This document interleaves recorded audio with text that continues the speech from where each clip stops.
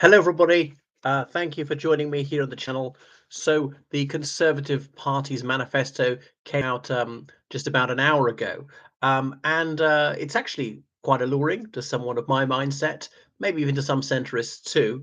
I think it's mainly aimed at activating conservative inclined people to vote for the party, not Reform UK, not stay at home, not Labour, because there are some conservative inclined people who are so sick of the Conservatives that they will vote Labour, who are floating voters to some extent. Um, right, and there's somewhat what you'd expect in there. It's obviously in the DNA of the Conservative Party to want to cut taxes, and that's what Penny Mordaunt was saying. One of her few decent lines in that piss poor performance she gave at the deputy leaders debate, even though she's not actually deputy leader. But never mind. Um, so no surprises really. Too little, too late to sell the Conservative campaign might mitigate the scale of the disaster. But up until this time, up to this point, it's really been a clusterfuck for the Conservative Party from the launch to everything else. Now, I mean, it doesn't bother me whether it happens to be raining when he's speaking, but this is about presentation. A lot of people are very superficial. I'm not. I was told one as a toddler, don't judge a book by its cover, and I've really taken that to heart. Don't care much about appearances. Look at me. But I realize other people do. And you think of the visuals, and that doesn't play well. It's simply a gift to people who want to come up with cheap jokes about it raining on his parade. But the substance in this is highly alluring in the manifesto. I think a lot of these are unworkable, and perhaps some of the public will see the unviability of many of these policies. But it does show us direction of travel. One thing for the Conservative Party, for 14 years, we've had this leftward drift. Conservative Party has often implemented leftist policies. Rishi himself was like a Labour chancellor. So I'm rancorously disillusioned with the Conservative Unionist Party, but this manifesto makes me more likely to vote for it because yeah, the Conservatives are bad on many things, but Labour are going to be horrific. So often it's really negative voting on the basis of what you're against rather than what you're for. And the Conservative Party will be the one chance to stop Labour. All right, it's not going to work, but could at least make sure that Labour doesn't have such an overwhelming majority that would reduce the scale of the damage that they can wreak on the body politic. Um, what was actually in there? What was the meat in the sandwich here? Now, getting rid of national insurance for self-employed people, yippee, that'd be wonderful. And trying to reduce it, okay, some tax cutting by 17 billion by the year 2030. Obviously, I'd like far more, far sooner. I realise there's a danger of trustonomics, things that are completely unrealistic, absolute la land, voodoo economics, things that are just not going to work, and not being willing to slash spending as I would.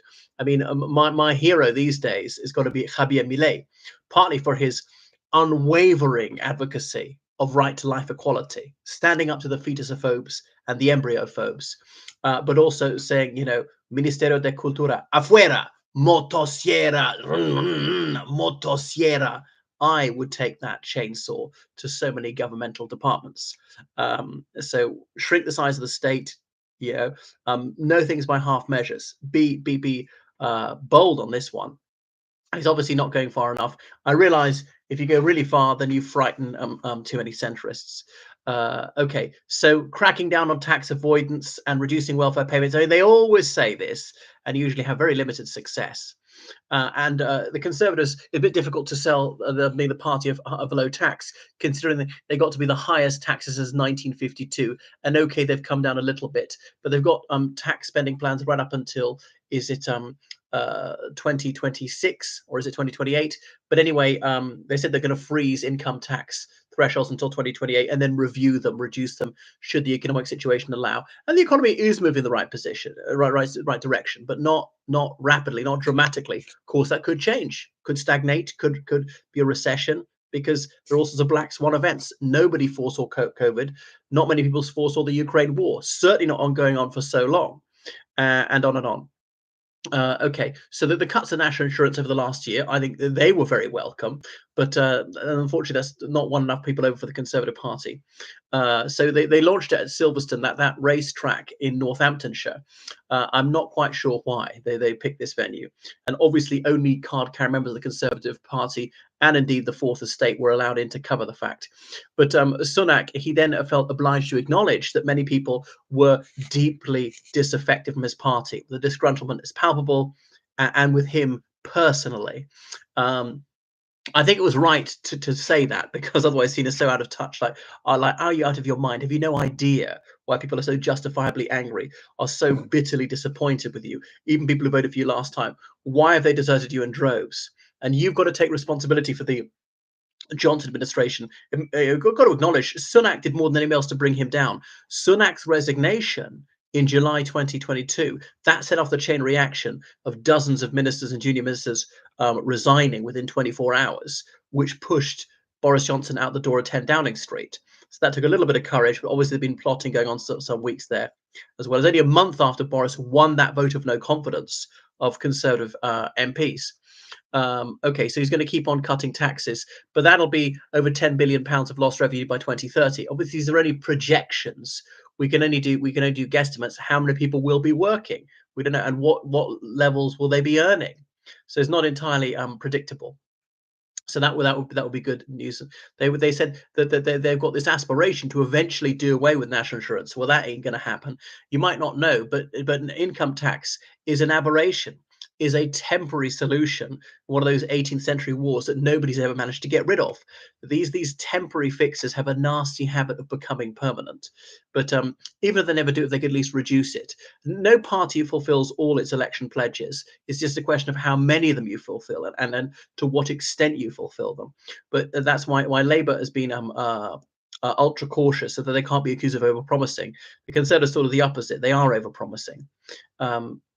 Anyway, so trying to paint Labour as the party of high tax, and that's really all the Conservatives have got left. And remember that how this worked a treat in 1992. Didn't want to work in 1997. This is 97 all over again. As I said before, for the Conservative Party, this is going to be an even more horrendous defeat than 1997. 1997 is sort of the ceiling level. If the Conservatives got 31% of the vote and 166 MPs, that would be considered fantastic compared with what the Conservatives are currently forecast to get. So what else? So cutting the welfare bill, you're tackling tax avoidance does beg the question. You've had 14 years to do it. Why haven't you done it already? Increasing defence spending, definitely the right thing to do. Now, the Conservative Party has been pathetic on defence spending. Labour will be even worse. Is not even pledging to get it to 2.5% by a certain date when the economy allows, which might be never. I mean, but Putin might not give you that chance, and so it goes on. So, but actually, some people, the Institute of Fiscal Studies has poured cold hot water on the idea that these non-specified savings could be made without hurting people, and so on. So, a way to speed up the Help to Buy scheme appeals to sort of the under 50s and so on. I mean, I would target that as people in sort of key workers, like frontline workers, like doctors, nurses, pharmacists, dentists, soldiers, sailors, the RAF, the police, because often in expensive areas they can't do this. Their military has some sort of scheme already. Okay, what else are they going to do? So getting rid of capital gains tax on landlords who sell to the existing tenants. Well, that's a good idea. Now the thing is, some of these policies are for England only, some for the whole United Kingdom. More GP surgeries. That's very small. The whole 18-year-olds take from national service. I mean, that's daft. It'd be completely unworkable. 8,000 extra police officers. And one of the few things that Conservative Party has been successful on is getting more police. Crime's still gone up though, because the police are mostly on trans and racism courses or policing Facebook. And right, legislation to introduce to outlaw smoking. I mean, even gradually outlaw smoking. Horrific, oppressive, just outrageous.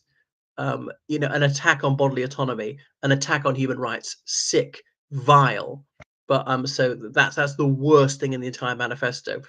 Sadly, it's going to get through anyway, whoever gets in, because unfortunately they're all health totalitarians. What do you think? What was the best and worst thing about it? Does this manifesto, does it make you more likely, less likely to vote for the Conservative Party? Maybe you're a total anti-conservative. Is this better or worse than you anticipated from your ideological position? Right. Goodbye, everybody. Thanks for watching. Please subscribe on Patreon, donate on PayPal, georgecallahan79@gmail.com. Toodle pip.